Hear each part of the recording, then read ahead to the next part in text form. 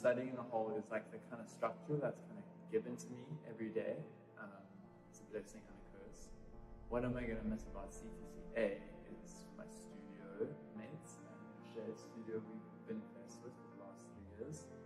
I think the final thing is just having the feedback every single day when making, and not just being alone, making something that might be pointless.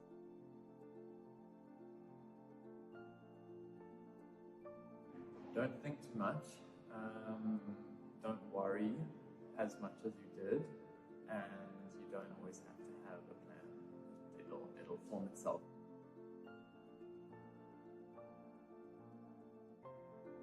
My next steps for next year, I would like to continue making work as much as possible, and Rowan and I have some ideas to show as much as possible, but I first want to just go deep into our country and travel around and then through Africa and just kind of get my hands dirty in the other things that I talk about in my work, so permaculture and natural building and farming, and just kind of see where that goes, and who knows how long I'll do that for.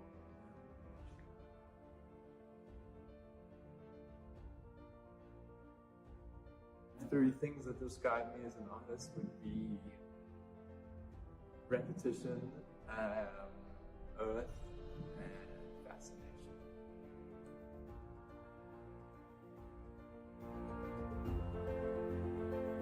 All my freaking piles of rocks and dirt, and I don't know if you can see my feet, but my bare feet every day.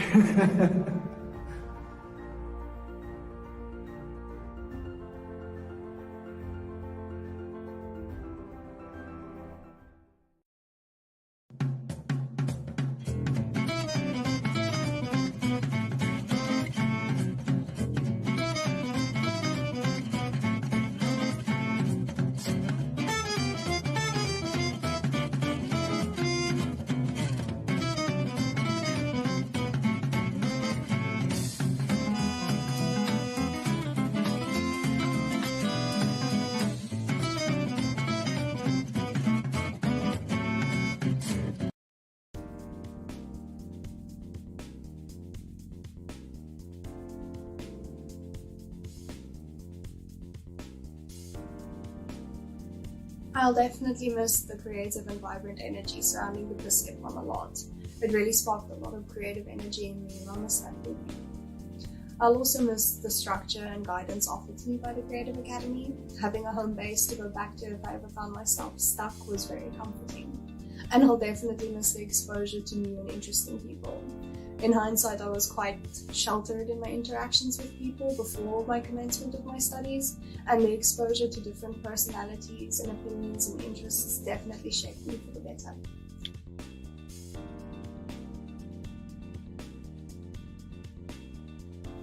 Not to be as afraid of taking creative risks and being experimental as I was. I think I was quite insecure when I started my studies at the Creative Academy because of the sheer talent of the students surrounding me. But now looking back, I realize I should have experimented more, especially in first year when I had the resources and time to do so. But looking back, I'm really proud of myself and how much I've grown. I definitely should have taken more risks when I had the chance.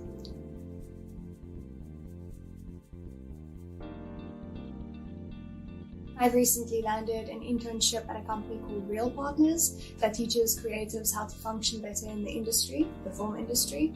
So hopefully that lands me a good job.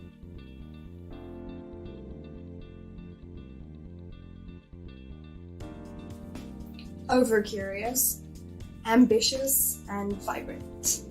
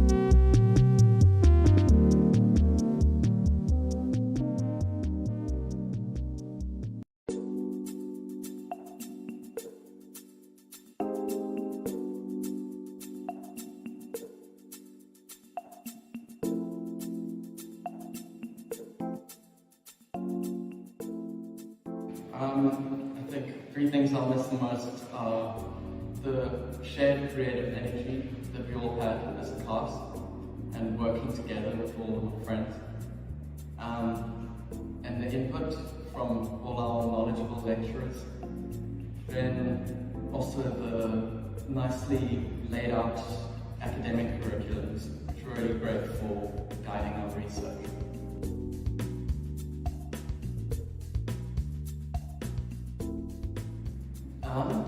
Probably none. Just let things unfold as they did.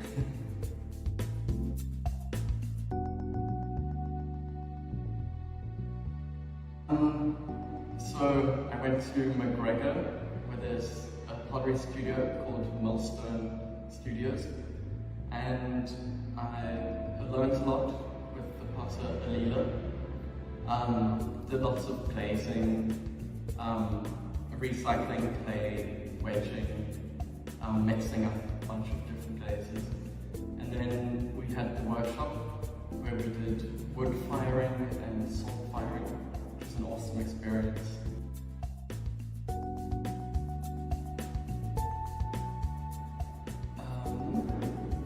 Maybe looping, ceramics, and crafts.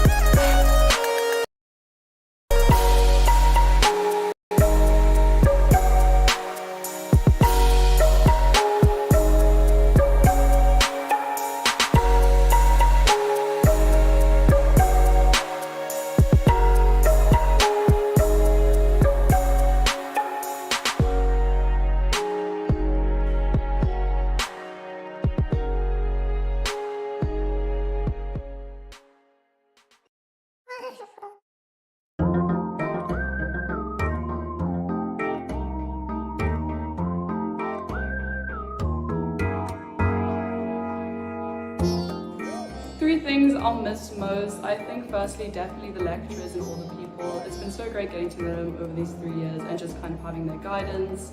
Secondly, definitely all the resources as well as the creative crowd. It's been so great being to experiment with all these different softwares.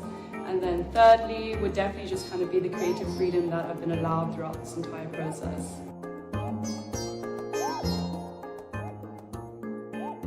Flowy, fresh, and fun.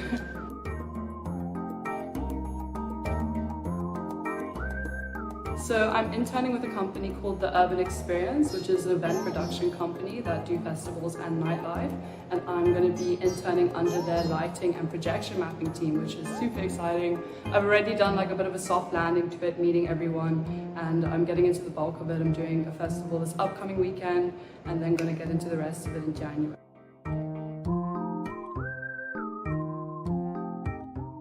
So what's next? I think first I'm just going to try my best to just relax while still staying engaged in some fun creative projects. And then next year just kind of finishing off my internship, hopefully getting some work in that field, and then mainly just kind of engaging in some freelance work, networking and collabing with other creatives.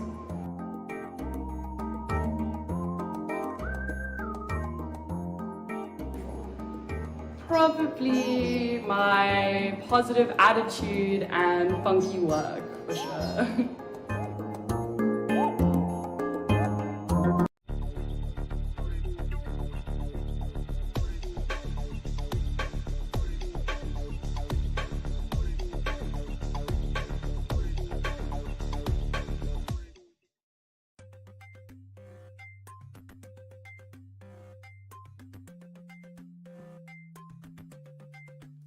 Definitely the photography studio, the printing room, and all the lectures.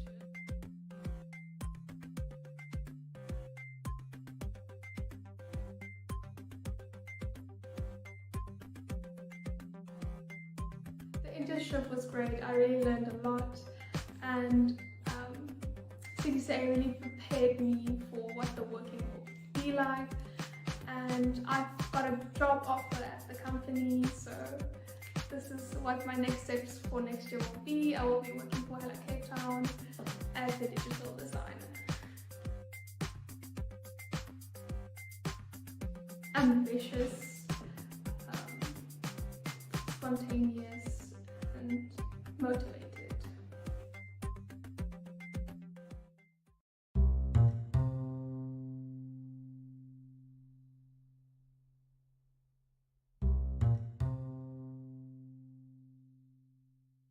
I think firstly I'll really miss the creative freedom and the potential to really stretch your boundaries while you're studying and to experiment a lot.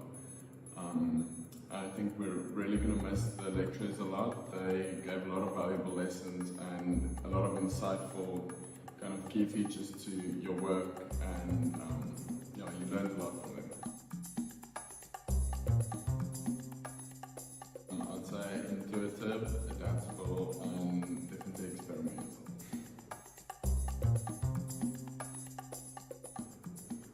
So I had a quite exciting internship. It was a 2-month internship at New Harbour Distillery, and I think I really found my passion for what I want to do there, and that's packaging design in particular and concept development. The people there were amazing. I actually designed a brandy, and I gained a lot of experience in creative direction and concept development, like I said.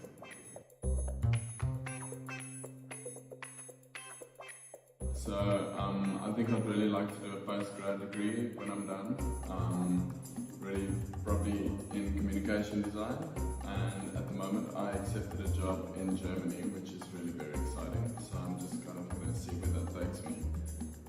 But yeah, probably a break after studying and then a postgrad, I would like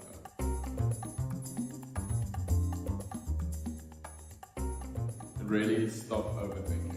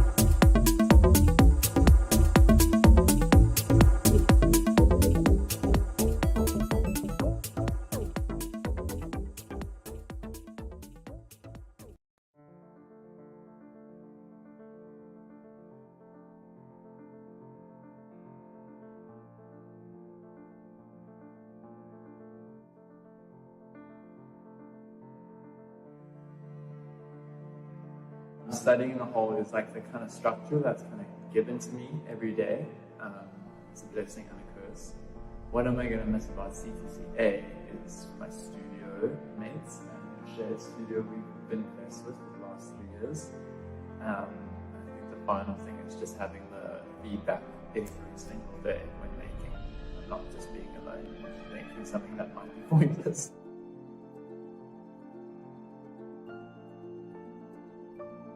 Don't think too much, don't worry as much as you did, and you don't always have to have a plan.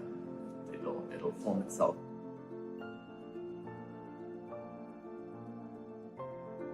My next steps for next year, I would like to continue making work as much as possible, and Rowan and I have some ideas to show as much as possible, but I first want to just go deep into our country and travel around and then through Africa and just kind of get my hands dirty in the other things that I talk about in my work, so permaculture and natural building and farming, and just kind of see where that goes, and who knows how long I'll do that for.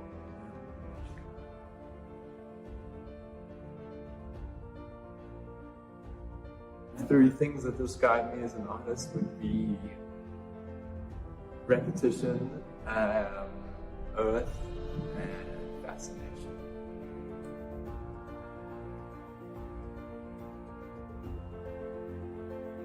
All my freaking piles of rocks and the dirt, and I don't know if you can see my feet, but my bare feet every day.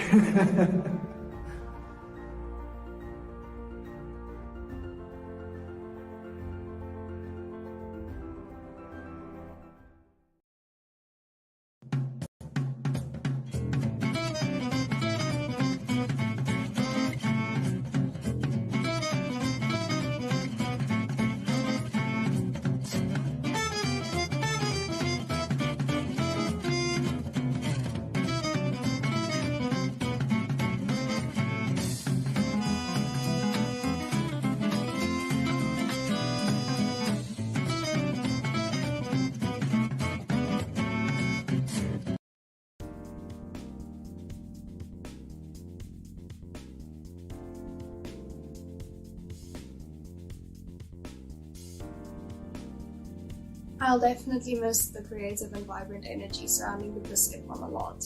It really sparked a lot of creative energy in me, and I miss that deeply.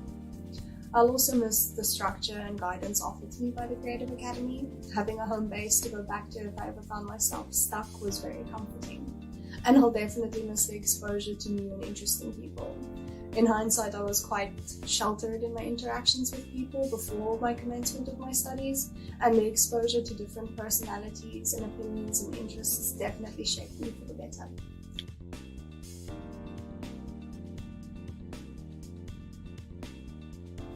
Not to be as afraid of taking creative risks and being experimental as I was. I think I was quite insecure when I started my studies at the Creative Academy because of the sheer talent of the students surrounding me. But now looking back, I realize I should have experimented more, especially in first year when I had the resources and time to do so. But looking back, I'm really proud of myself and how much I've grown. I definitely should have taken more risks when I had the chance.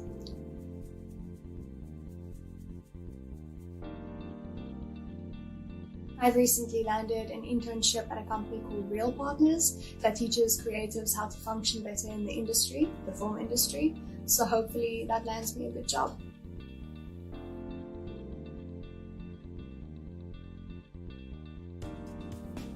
Over curious, ambitious, and vibrant.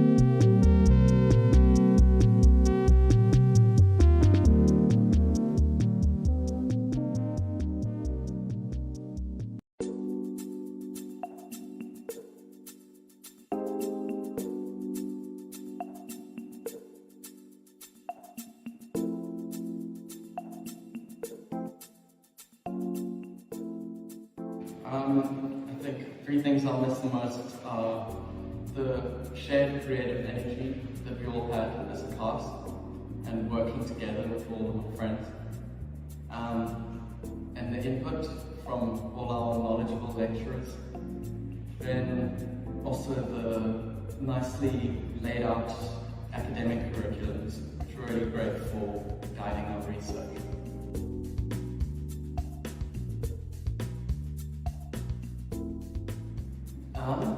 Probably none. Just let things unfold as they did.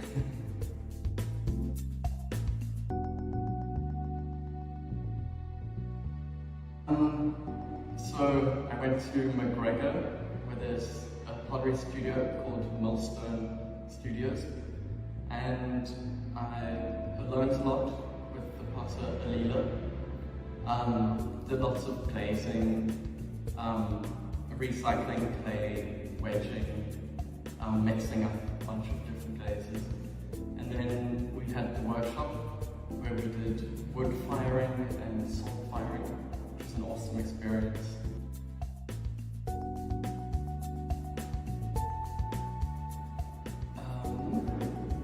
Maybe looping, ceramics, crafts.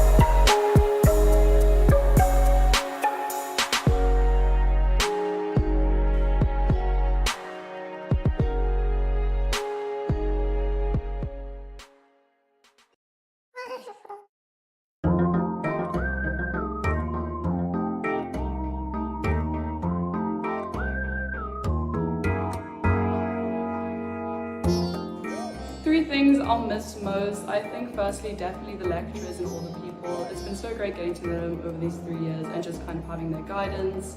Secondly, definitely all the resources as well as the creative crowd. It's been so great being to experiment with all these different softwares. And then thirdly, would definitely just kind of be the creative freedom that I've been allowed throughout this entire process.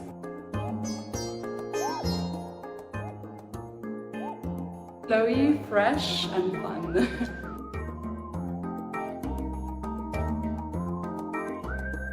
So I'm interning with a company called The Urban Experience, which is an event production company that do festivals and nightlife. And I'm going to be interning under their lighting and projection mapping team, which is super exciting. I've already done like a bit of a soft landing to it, meeting everyone, and I'm getting into the bulk of it. I'm doing a festival this upcoming weekend, and then going to get into the rest of it in January.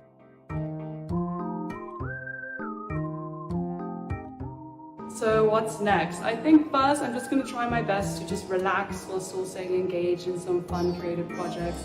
And then next year just kind of finishing off my internship, hopefully getting some work in that field, and then mainly just kind of engaging in some freelance work, networking and collabing with other creatives.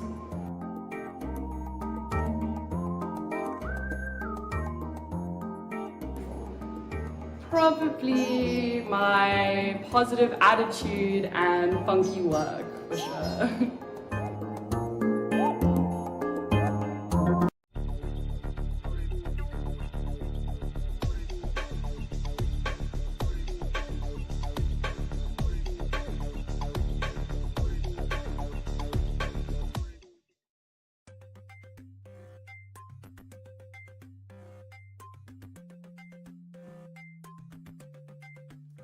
Definitely the photography studio, the printing room, and all the lectures.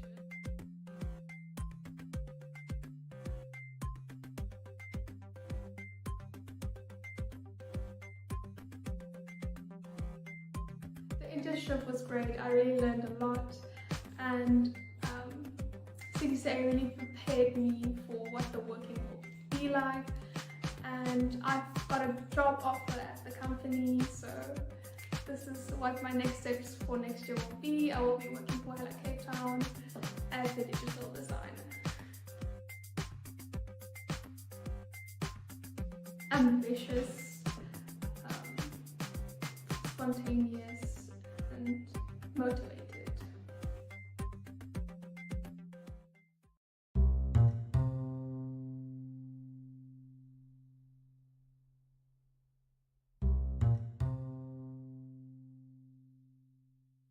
I think firstly I'll really miss the creative freedom and the potential to really stretch your boundaries while you're studying and to experiment a lot. I think we're really going to miss the lecturers a lot. They gave a lot of valuable lessons and a lot of insightful kind of key features to your work, and you learned a lot from them. I'd say intuitive, adaptable, and definitely experimental.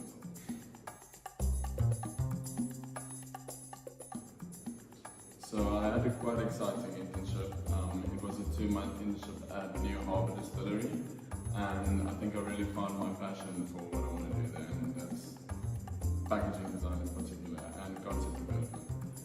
The people there were amazing. I actually designed a brandy, and I gained a lot of experience in creative direction and concept development, like you said.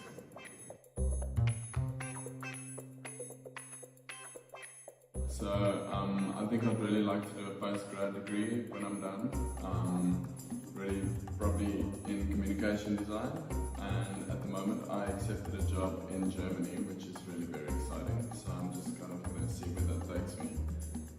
But yeah, probably a break after studying and then a postgrad, I would like that.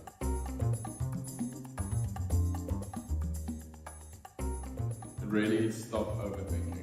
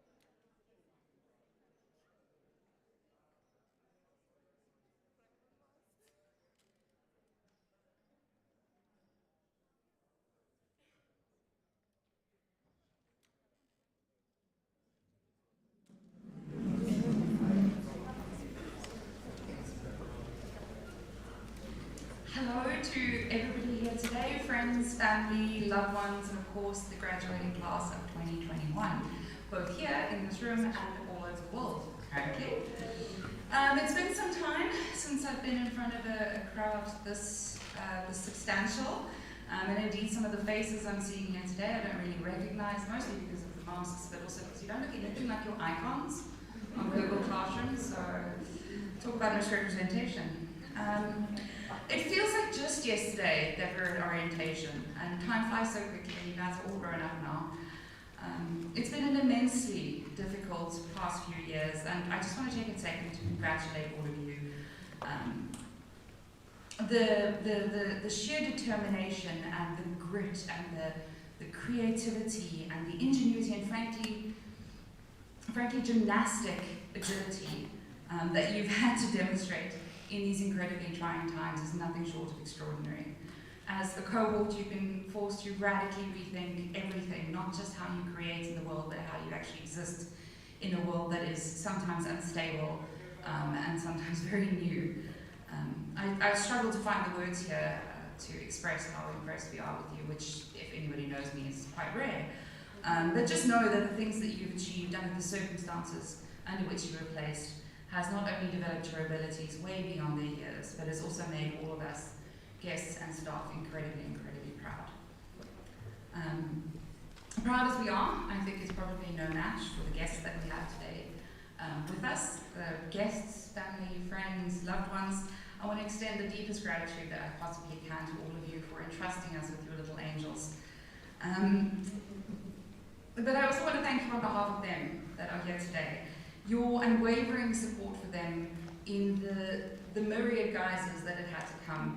Without it, they wouldn't have been here where they are today. They say it takes a village to raise a child, but I think that it takes several kinds of tribes to raise a graduate. So I just want to thank you.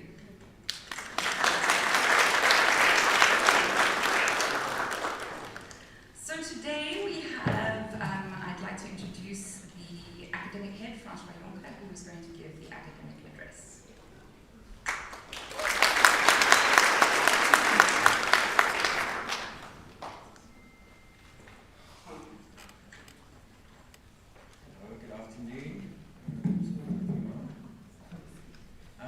So let me start honestly, because we all know each other fairly well after these few years. When the topic of this address came up the first time in our very first academic meeting of this year, my initial response was like, I don't really know if I want to talk this year. It wasn't a premeditated thought, it was kind of a knee-jerk reaction. And this instinctual discomfort really comes firstly from quite a superficial reason, like Desiree, I also haven't spoken in front of such a large audience for 2 years, and it's quite scary. But the discomfort of speaking sits somewhat deeper for me.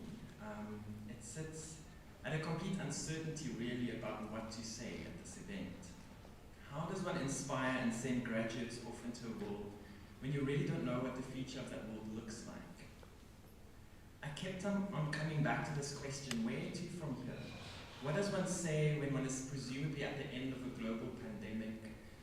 What does one say when one is amidst a nightmarish state of global unrest? And what does one say when the overlap of these two synchronous events, when the economic after effects of them are so scary that it sends shivers up and down your spine? Well, I suppose one starts with the easy part. One starts with that you do know, that which you are certain of. And in this instance, what I'm certain of above all else is the respect and admiration that I have for each and every one of our graduates. Young and dedicated individuals who have proved resilience and agility by completing what is extremely rigorous degrees in what is without a doubt the most trying times of our institution's history.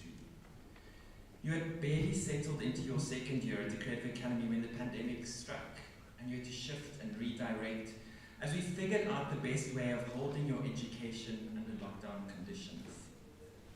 And despite the fact that I so desperately wished that we could have been together in the same room together throughout this experience, I do know for certain that what you have achieved in these last 2 years is way more than just finishing a degree. The life skills and lessons that you've gained in independent work and self-motivation is priceless. And I'm extremely excited to see how these skills will empower you to do incredible things in your future. You sign up for a degree, but you leave here not only with a degree, but also experientially acquired superpowers in self-management and proper adulting. And this bodes very well for your future. So this part for me is quite easy to speak to because this is the knowns, these are the things that I'm certain of. What is harder is returning to the question of where to from here. How do we proceed from these knowns into all the unknowns lying ahead? This question brought me to the task of navigation, but not navigation as we know it today, which has become codified with a type of mathematical certainty where satellites beat pinpointed locations with distinct coordinates determined with the utmost level of exactitude. No, the navigational instruments that I am interested in are more fluid than this, more akin to the Matan stick charts used by Marshall Islanders to map out the swelling and receding of waves as they create diffraction patterns due to the meeting of currents or the collision of ocean water with land mass, coral formation, rocks and wind. If you have no idea what I'm talking about, I slipped a little picture of this thing in your program so you can have a look at what it looks like. And I gave it to you on paper because when last did you even hold paper in your hand, right? It's much better than screen.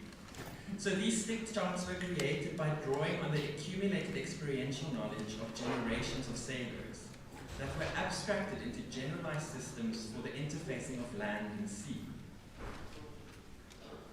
These abstract maps were specifically used when training new navigators who had to memorize these diffraction patterns for different locations. And they had to learn to match these patterns with the swell that they could feel on their own body while lying outstretched at the bottom of the boat. So this system of navigation or mapping finds its meaning in the meeting point between inherited and felt experience. So when looking at the map of Marshall Islands, which is also in your little handout today, it becomes quite clear why the dynamism of water was used as the most concrete anchoring point in a system of navigation. In an environment where the movement of water far outweighs the fixity of land, one has to find your certainty in the never static motion of one's water's surrounds. So in returning to my question of where to from here, I find these Matan stick charts as a useful symbol for effectively navigating constant change. They help me understand my role here today should not be to advise you on supposed fixed or direct pathways for your road after graduation. When using them as a tool to think with, these stick charts make clear that our navigational strategy might have more meaning when shifting our emphasis from fixed, predetermined destinations to a focus rather on a fostering of a sensitive attunement to fluctuating change.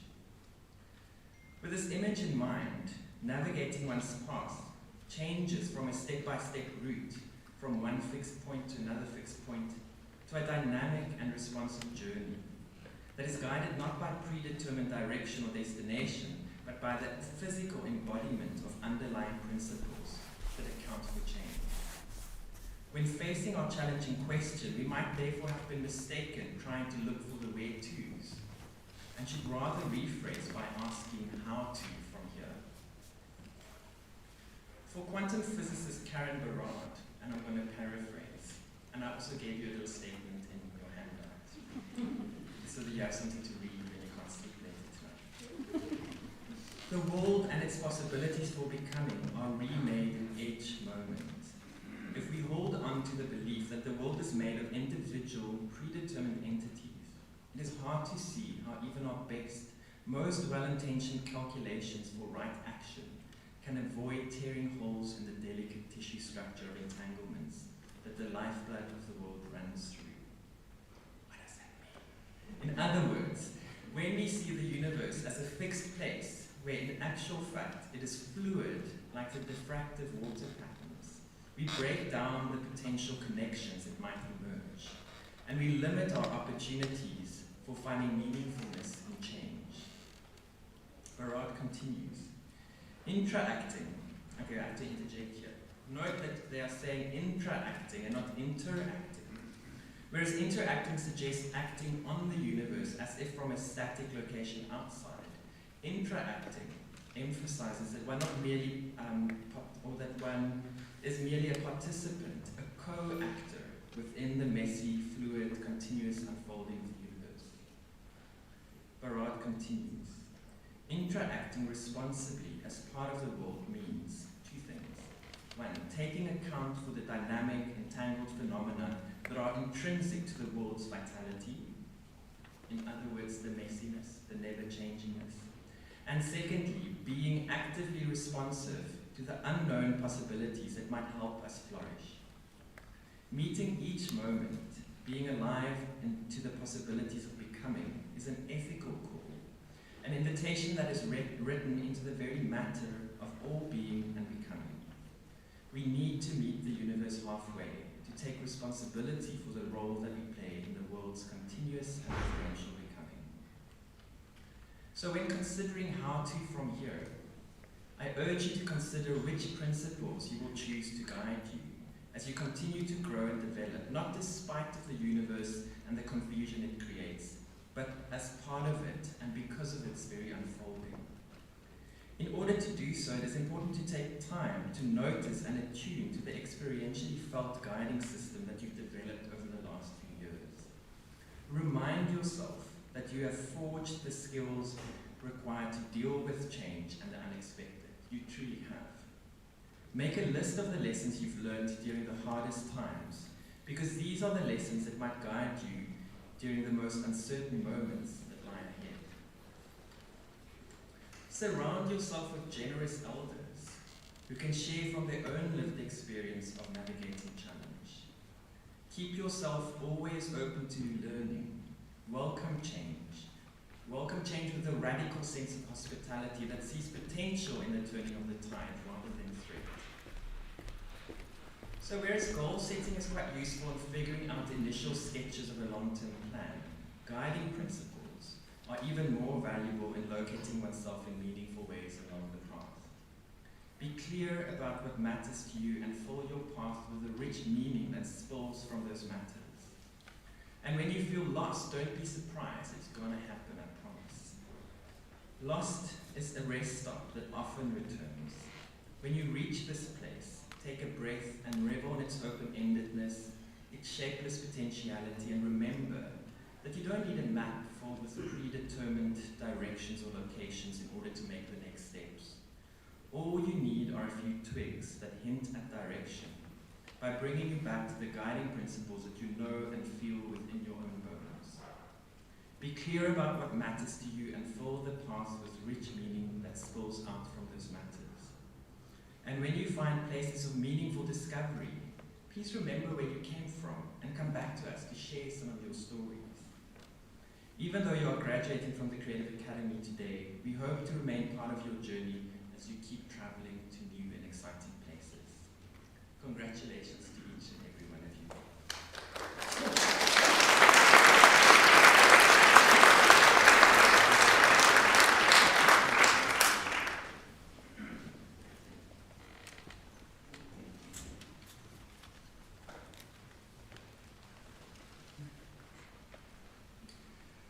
And so, it is with great admiration and tremendous excitement that I declare that all of the candidates graduating here today have met all of the requirements and more for the degrees about to be conferred in Contemporary Art, Bachelor of Arts in Communication Design, Bachelor of Arts in Interaction Design, and Bachelor of Arts in Motion Design. Thank you.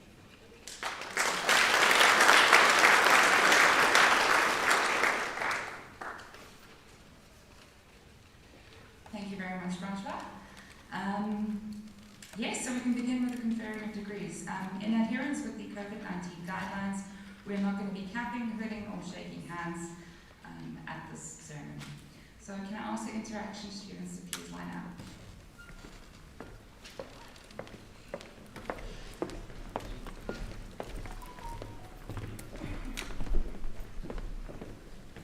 The following candidates have complied with the requirements for the Bachelor of Art in Interaction Design degree.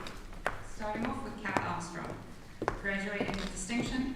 She obtained distinctions in Interaction Design, Contextual Studies, and Business Studies.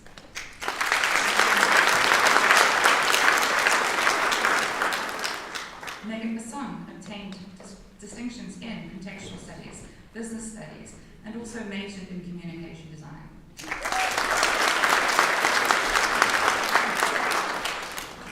India de Nobrega obtained a distinction in interaction design.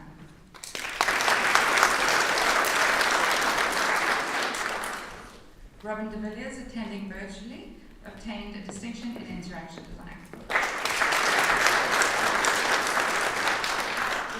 Eobald Human, also attending virtually.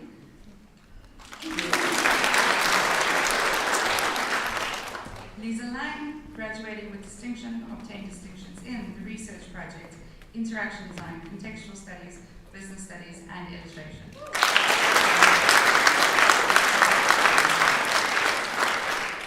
Ben Levin, attending virtually. Simone Redier, graduating with distinction, obtained distinctions in interaction design, contextual design, and in illustration. She's also attending virtually. Sayuri Saturan, so, yeah.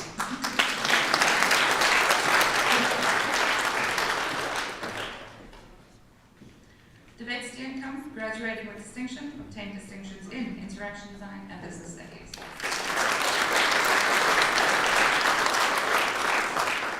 Shira Sustain.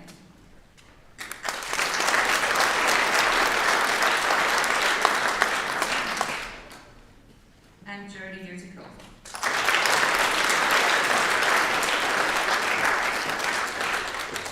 Now ask the communication students to please, or communication design students to please line up.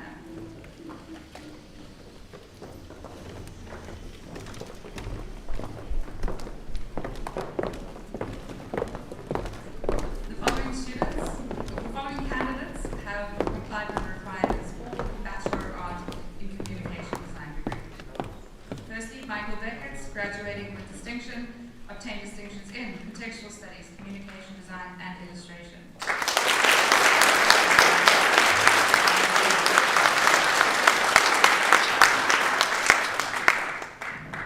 Tara Goodwin, graduating with distinction, obtained distinctions in contextual studies, business studies, communication design, and illustration.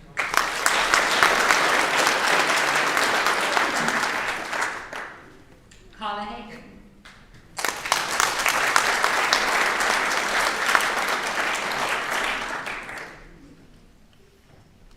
Laetitia Lecouturier.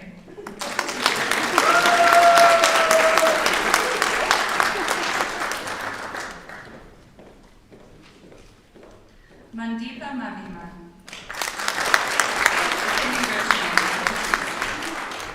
Babs Malloy.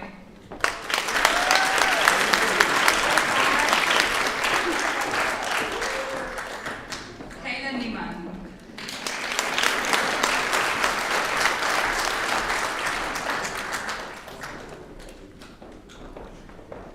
Meg Zamani, attending virtually. Charlotte Reed, obtained distinctions in communication design and illustration.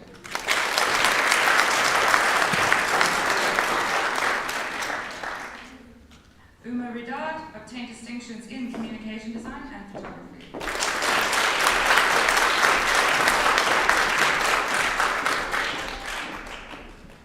Ziad Samsudin.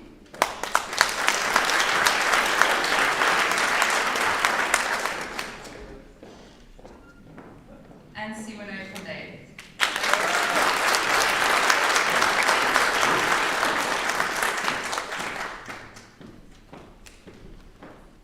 Now ask that the motion design students please line up.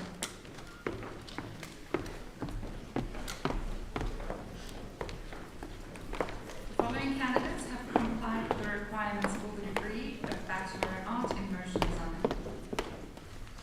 Jade Barnard, obtaining distinctions in motion design and research project.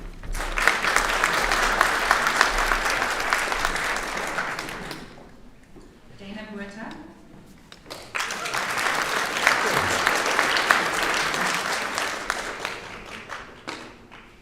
Thomas Christian.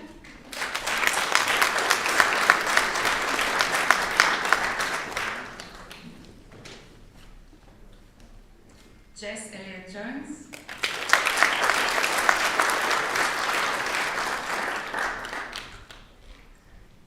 Cranston.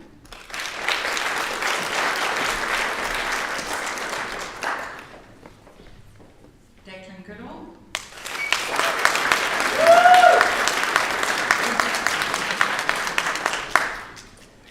Jade Hendrickson.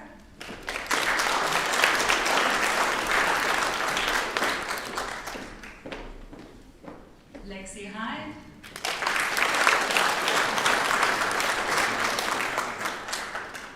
Nadine Marais, attending virtually, obtained distinction in photography. Tia Unzesla.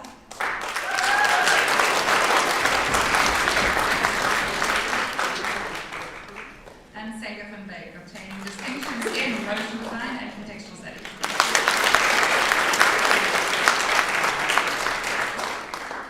Could the contemporary art students please line up?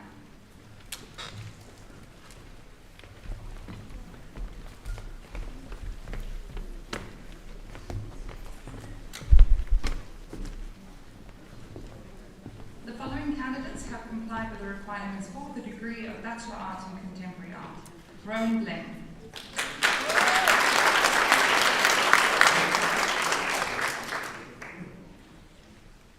Don de Villiers, obtaining a distinction in studio practice.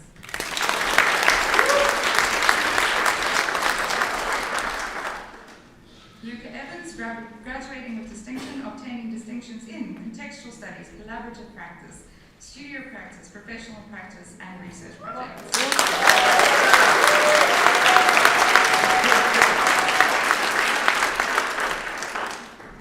Iman Lali.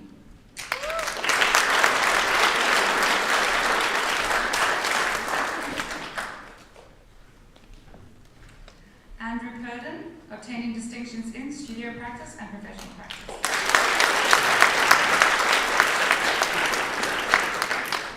And lastly, Bradley Williams.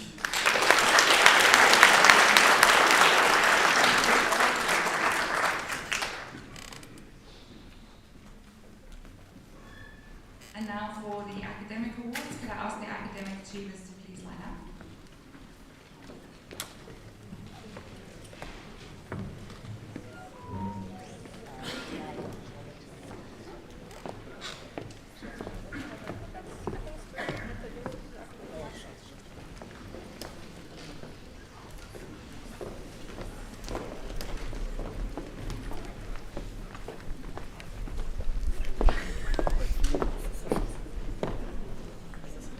The Academic Award for Best Achievement per Program in 2021 for credit studies on level 1 for design foundation level with an average of 78.15. In first place we have Lauren Dunstrom. In second place we have, there we go, Lauren Dunstrom.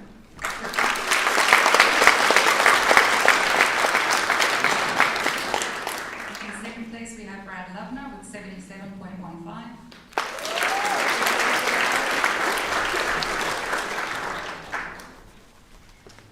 And in third place, we have Corinne DeLange with 76.69.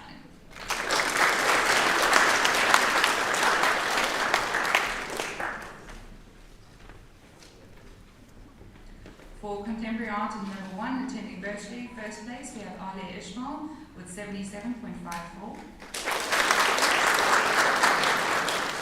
In second place, also attending virtually, is Sarah Matthews with 73.54. And in third place, we have Fabi Khaled-Giru, also attending virtually with 72.85. On level 2 for BA Interaction Design, in first place, we have Taylor Hunt with 77.50%. In second place, we have Chris LaRue with 75.5.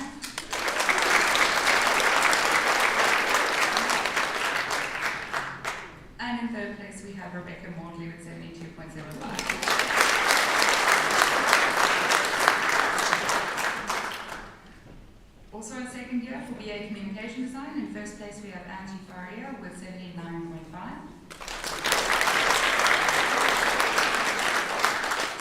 In second place we have Robin Berger with 76.92.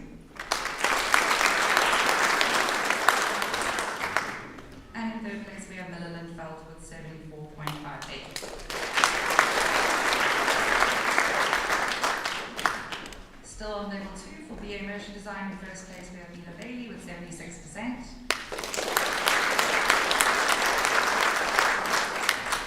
In second place we have Shashika Pillay, attending virtually with 72.58%. And in third place we have Jessica Powell with 70.92%.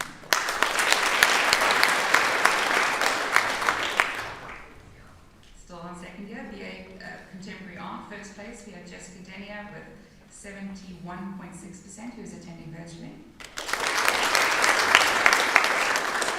Also attending virtually in second place we have Emily Clark with 65.6%. And also attending virtually in third place we have Tyra Lawrence with 65.58%. Third year level in BA Interaction Design, in first place attending virtually we have Simone Dudier with 76%. In second place we have Kat Armstrong, 75.6%.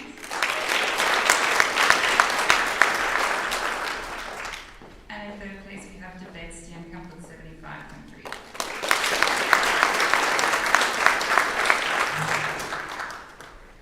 For communication design, in first place we have Tara Goodwin with 75.47%. In second place we have Michael Beckerts with 75%.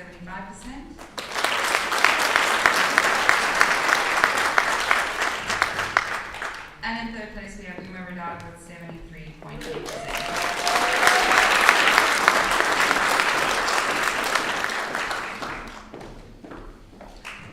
Motion design, in first place we have Senga van Beek with 73.3%. In second place we have Jade Barnard with 72.9%. And in third place we have David Werton with 68.57%.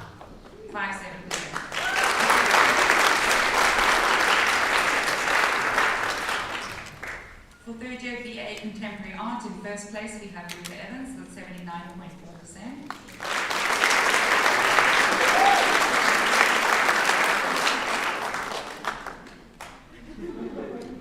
In second place we have Andrew Curtin with 73.63%. And in third place we have Don de Villiers with 70%.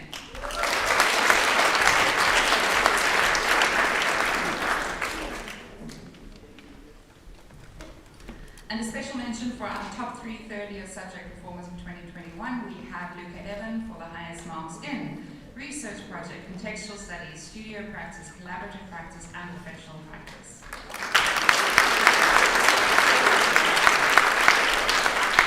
We have Daniel van Sale for communication design.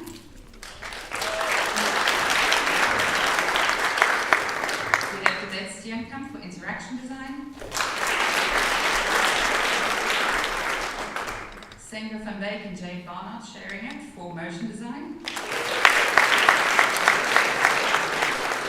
In the 3-way tie for Jade Barnard, Thomas Christian, and Dana Werter for 3D visualization. India Janolraga for animation. Then another 3-way tie, you overachievers. Another 3-way tie for illustration is Michael Beckerts, Lisa Lang, and Tara Goodwin. And then a 2-way tie, Uma Radad and Negi Murray for photography.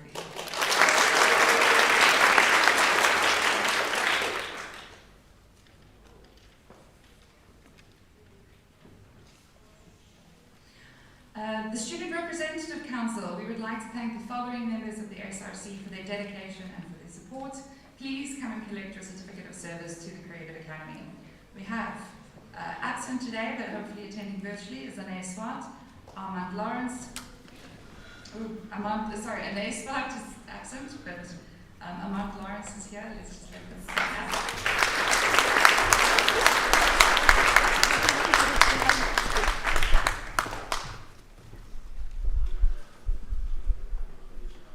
Here we go. And then Chris LaRue.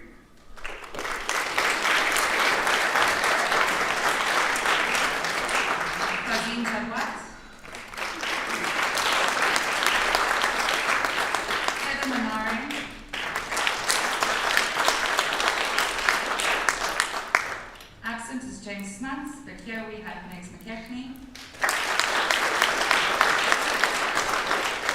Rebecca Mortley, and Taylor Nance.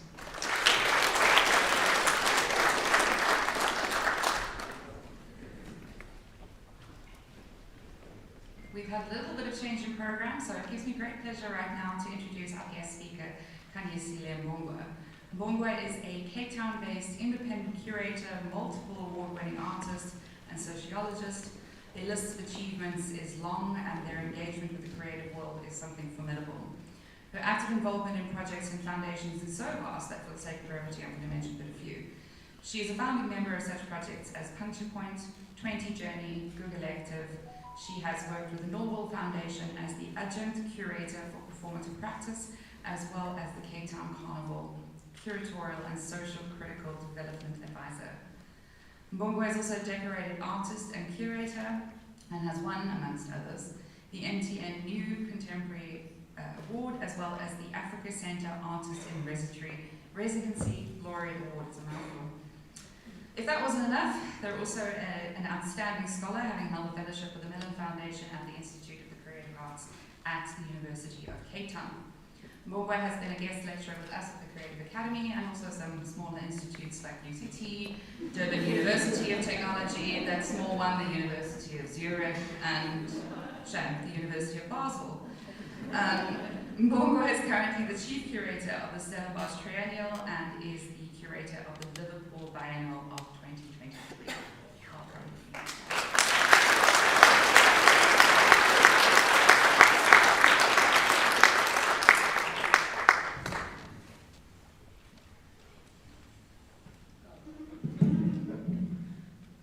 Thokozani, ngingumbono ugadulungu isinyama singakamthi mkhulu, ndingukhumalo umuntu ongumbulaso wathi umuntu emyeka ngendaba. Ndingumadondo umthembu kwelaso uqede ukuthukela unqohe. Ndingumabaso basentabeni lidlola naseshona. Ndingujola amampondomise amahle. Ndingumathane, ndingutshatshu, ndingusithole, ndingurhadebe, ndingu-Amira, ndingumveli uthandiwe, ndinguhlophe, ndingumthandi, ndingumtshali, ndithi thokozani bonke abanyanga lapha namhlanje. Ndingugogo Mathongo, andikwazi ungabanqula amanyanga asekhaya xa ndithetha. My name is Kanyisile Mbongwa. I am also Gogo Mathongo, so I cannot stand in front of anyone and not acknowledge my ancestors and those who've come before me. I'm extremely late because I have a 2-year-old toddler and my life revolves around them. And for those who want to sort of have this fancy life of, oh, they think curating is so fancy, have a child. That's all, they said have a child, it'll be fun. No. So I do apologize for my lateness because my universe is my universe.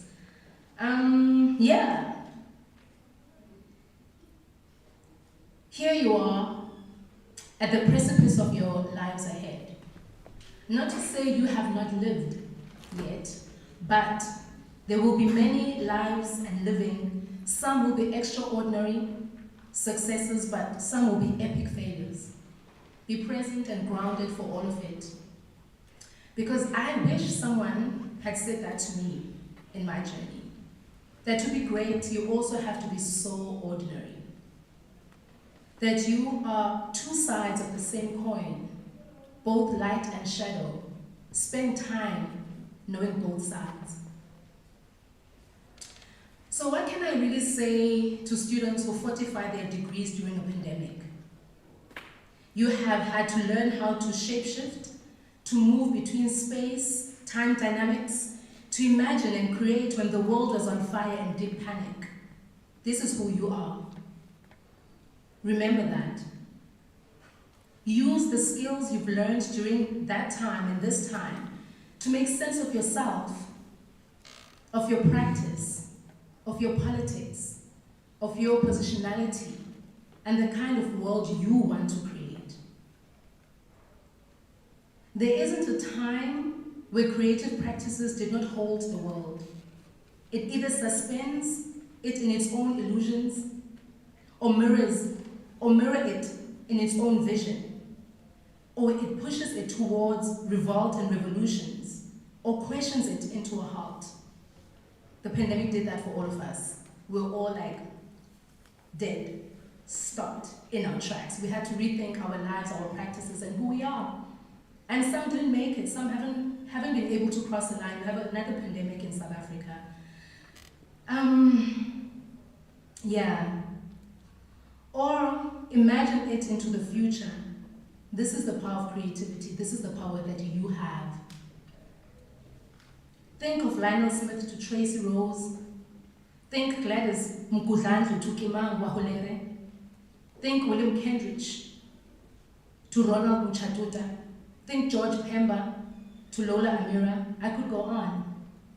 In design, think Olela Kanjios, Cindy Sonyoni, Aldo Bulela, Jeff Manning, William Santiago, all draw from the African context to imagine and to make.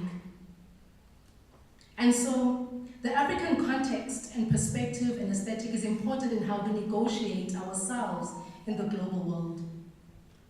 In not only how we choose to tell our stories, but also how we hold them as spaces and traces of wisdom, knowledge, lineage, intellect, and becoming.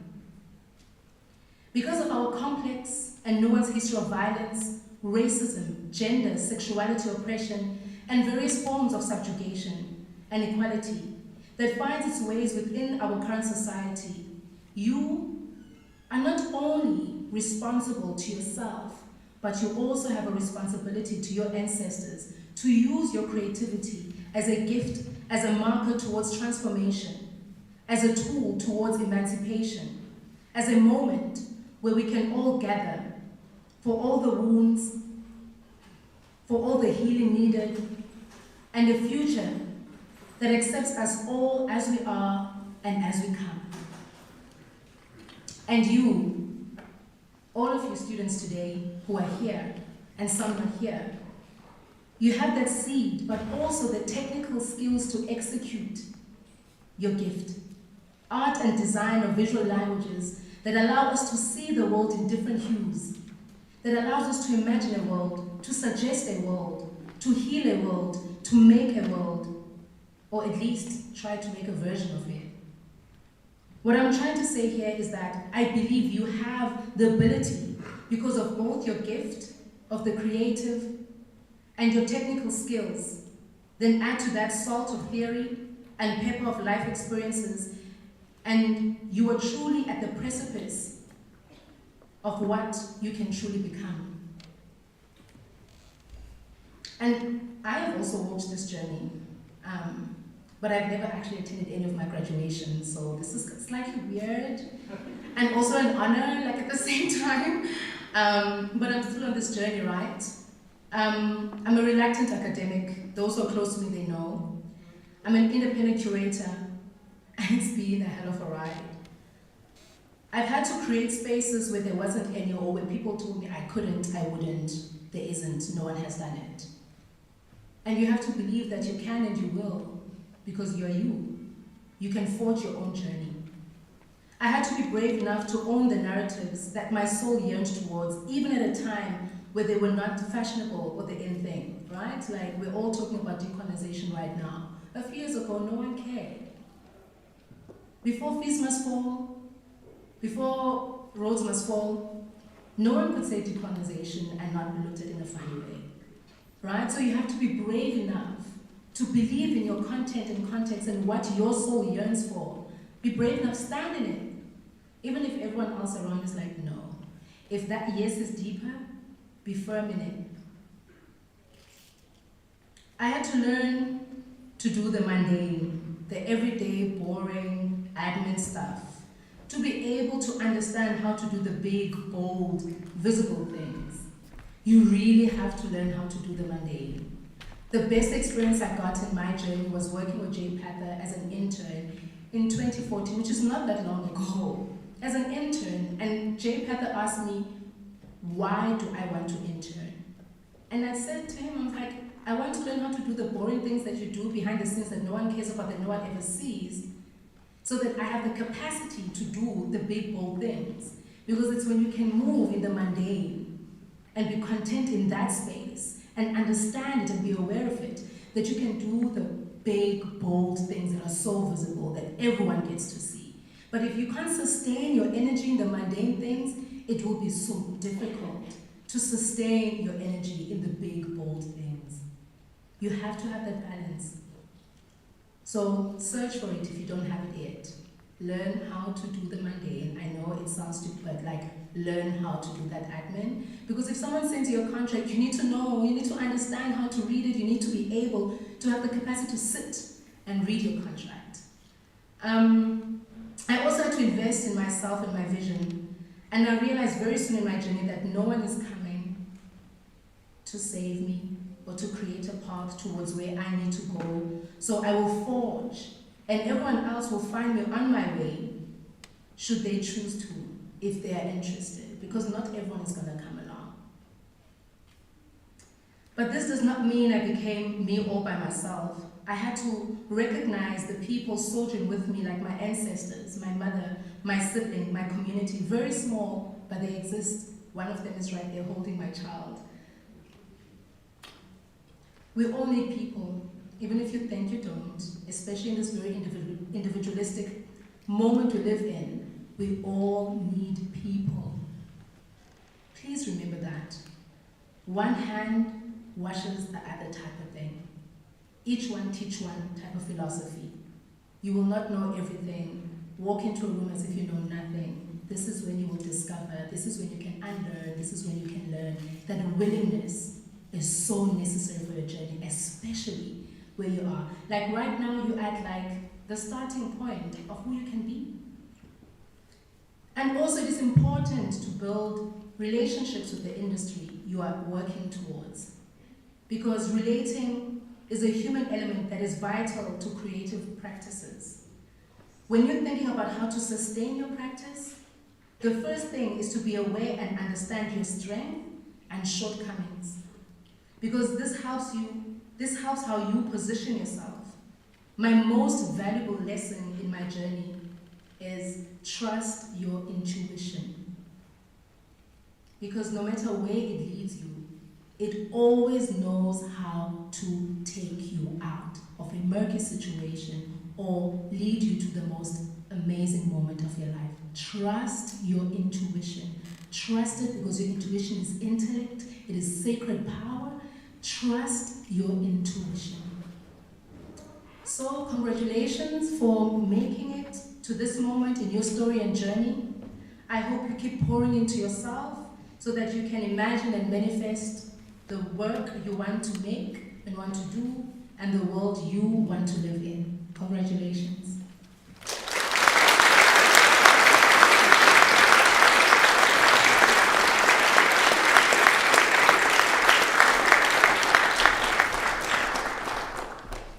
Thank you so much, Kanisila. That was absolutely wonderful. I must say that I'm quite struck by the similarities between the things that I myself have said and I'm going to say, and what Francois said and what Kanisila said. I promise that we didn't coordinate any of this, but that just tells me that there's obviously a very clear message that's coming from all of us. But that brings us to the end of this afternoon's ceremony. I want to congratulate you all once again on the amazing stuff that you've done, and thank you to everybody for being here this evening. I'd like to extend a very special thank you to our SRC. I'm sure they are back there. Thank you all for all the hard work that you've put in today, as well as the staff and the lecturers for your continued efforts, and Kandi and Liesel, who just without you the ship wouldn't run. Francois, obviously, but then I'd like to extend two thank yous to Ren Aisel. Number one, for all of the work that was done today, beautiful evening, but number two, for when Francois cut me off last year and I couldn't say thank you, so there's two for you right there. In closing, I want to sneak in my own little message. If you could forget everything that I've ever said to you, please just remember me saying this. I wish for you guys a good life. I wish for you to read books and engage with complexity. I wish for you to push yourself in hard situations and continue to grow throughout your life. Be kind to yourself and be kind to others. Call your parents. Visit us.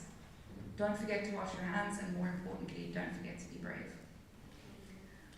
Thank you very much. If you would like to join us for a celebratory drink.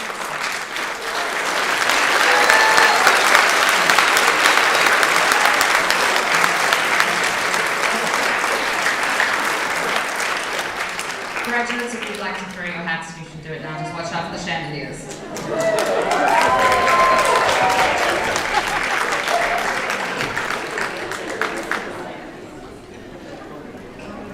Just so everybody does hear me, the drinks, if you go up these stairs, up there at the back.